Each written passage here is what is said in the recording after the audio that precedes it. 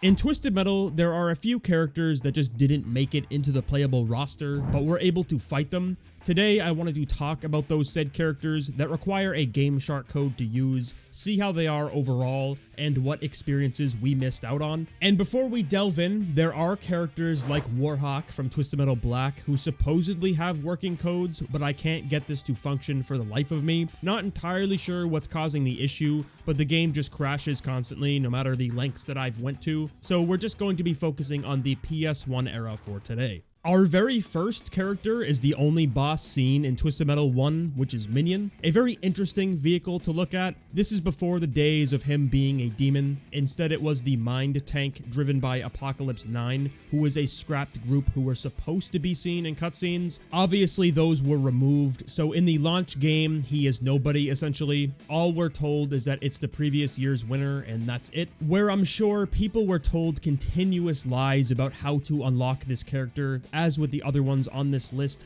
during the internet's early days, or at least when it became semi-relevant. Of course, after wasting your time finishing Twisted Metal 1 on hard mode with your hands tied behind your back on top of having your eyes closed at the same time, you most likely figured out that a Game Shark code is required to play as Minion, and you just got trolled. But this isn't any normal scenario with putting in a Game Shark code. I would say this is the most bizarre to get working out of all the characters that we are going to talk about today. I will of course have the Game Shark codes in the description, by the way, if you want to try these out for yourself. But from what I understand, Minion is not programmed to work on any level aside from the rooftops, so the game will crash whenever you try to load in on other levels. Or at least sometimes. From my experiences, on occasion the game will actually work, but you're just either invisible and cannot do anything, or other times you'll just be stuck on a loading screen. Once in a blue moon, you will load into the game as a normal character model with a very glitchy first-person view. I don't really understand what's going on with this code, but it was confusing the shit out of me. I was just gonna move on from this character after this because I couldn't get anything to work properly. There's no point in talking about something a player cannot experience whatsoever. The closest thing that I could call gameplay was me being able to drive around and ram with an invisible vehicle on the last level. I couldn't shoot my special or any weapons for that matter, so there isn't really anything to say there. Supposedly, you're able to play as Minion with the whole ass tank model,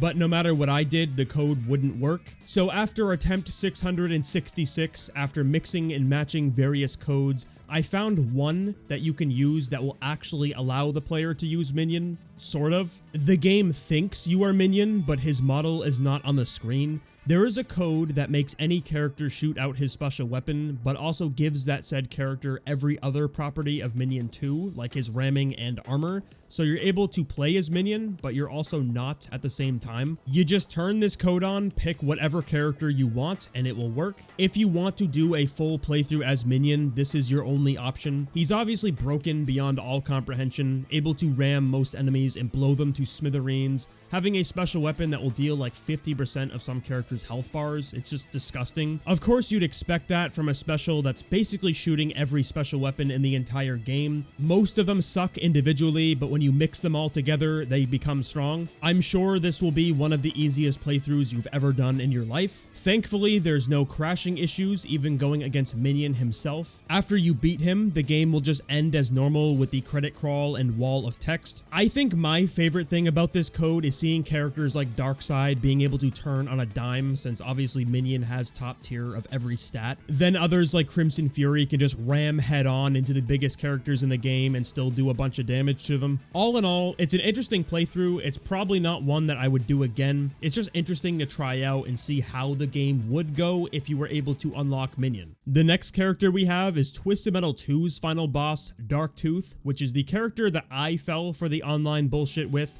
right next to the infamous Crystal Minion in Twisted Metal 4. I love being lied to. I don't know about you guys, but I know I do for sure. Being told I could unlock this Darktooth character after a laundry list of things were done, but obviously that's not the case here. Minion is the only boss available for legitimate play, so we are once again required to use a Game Shark code, which is much less annoying than Twisted Metal 1 Minion because there's only one and it actually functions. When you load in the game, you immediately need to turn on the helicopter camera because if you don't, well, you can't see anything. After doing this, you may notice that there's something missing here. During the levels of play, you'll probably see the head of your truck randomly glitched into the ground under a bridge, adding some depth into your overall experience, allowing the player to do a hide and seek challenge, locating all of the Darktooth heads. Unfortunately, with the addition of your new minigame, Darktooth is stuck without a special weapon. You press the button and it activates with nothing happening at all, turning you into a ramming machine essentially, since the building on wheels is still powerful enough to deal lots of damage in that department. Like, it's an egregious amount of damage as well. You can rip health bars away. Playing as this Darktooth is definitely a bittersweet experience. Lots of people always wanted to play as this thing as a kid. He's considered a top tier boss to so many people. It's just truly enjoying it feels off considering how the most enticing part of the character model is gone. Being able to shoot the head would have made everything a lot more fun, and the truck feels naked without it. At least you are able to have fun with the tournament playthrough. That is, if you think glitches are funny, because this character is very, very buggy. When you reach Paris, you're probably going to fly through the wall or get sucked outside the map by the forbidden black hole. If you're lucky enough to free yourself by glitching back into the map, staying where the Eiffel Tower is would be your best bet. Even still, mystical forces can just pull you right down through the ground, so you always need to be careful of that. And the other thing you need to be worried about is your time limit. It's not actually a time limit. I'm just calling it that because as soon as you start the tournament, your days are numbered. Right when you start seeing yourself or other cars changing colors and their wheels turning into squares, that's when you know the end is near. My playthroughs never make it past Amazonia without the game destroying itself. Usually when everything starts turning brown, that's when you know it's game over. You can of course do deathmatch if you want to try the other levels and see how those go for you. You're probably going to have issues with crashing, but at least you can drive around and shoot. I wouldn't really set my expectations too high. There is a small addition I wanted to add here, since if you do want to see Darktooth on every level throughout the tournament, you can. It's just not you playing as him. We have another code that makes him a regular enemy, and it's a very hard challenge, tossing a wrench into the mix, and it's very glitchy, obviously. Sometimes you'll witness him exploding endlessly with pieces flying everywhere.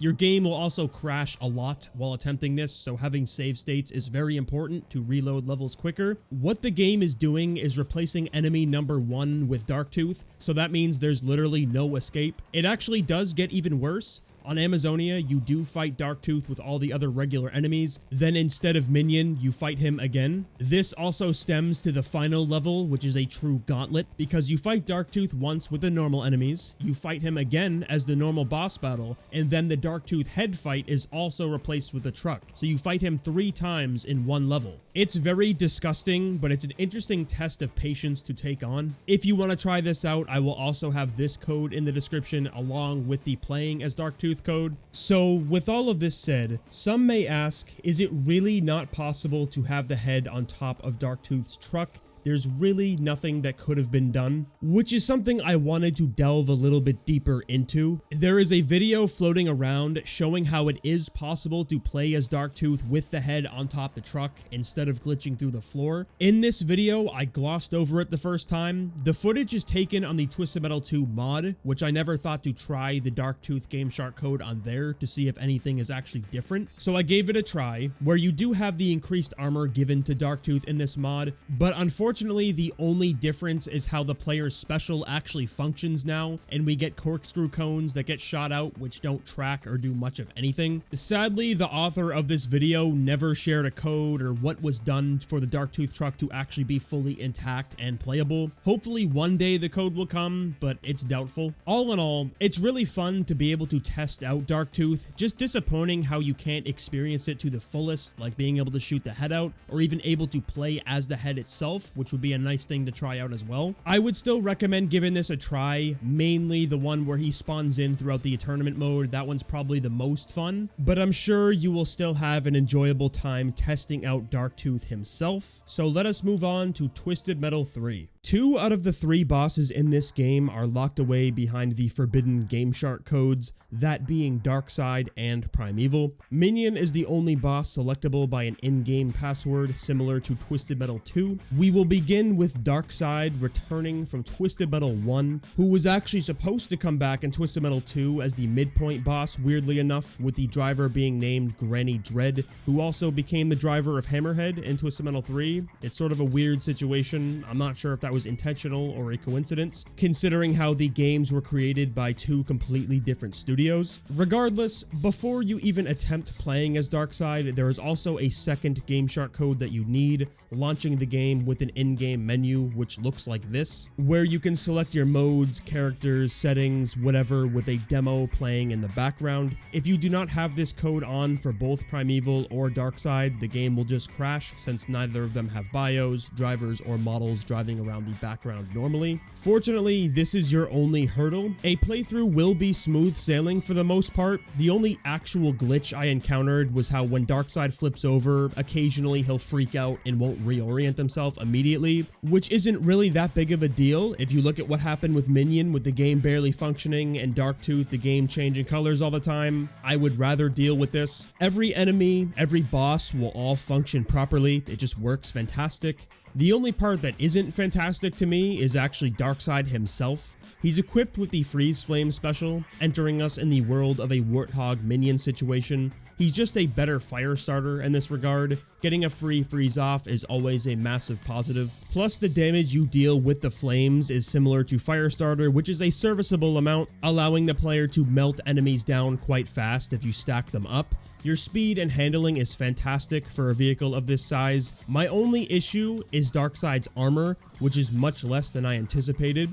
It appears enemies can also melt you in seconds on harder difficulties, which is how I prefer to play Twisted Metal 3, being quite daunting since, again, this is a boss character. If you take another boss like Minion, his armor isn't bad at all. Even regular enemies seem to have more armor than you, like Augur, Warthog, even Sweet Tooth. In a game without a shield and being a target this large, it can create a lot of problems. The AI here were doing their absolute hardest to pummel me into the ground, steal my health pickups, and be assholes as expected. Maybe this whole armor situation would have been rectified if Darkside was a playable character, which unfortunately he is not. And speaking of playability, this is actually where things get a lot more interesting. In Twisted Metal 3, every character has passwords for each individual level, from Washington DC to the Blimp, on Cream Puff to Pure Lunacy difficulty. I'm not entirely sure why we have difficulty specific passwords, but we do. Unless I missed it, out of the probably 100 plus passwords in this game,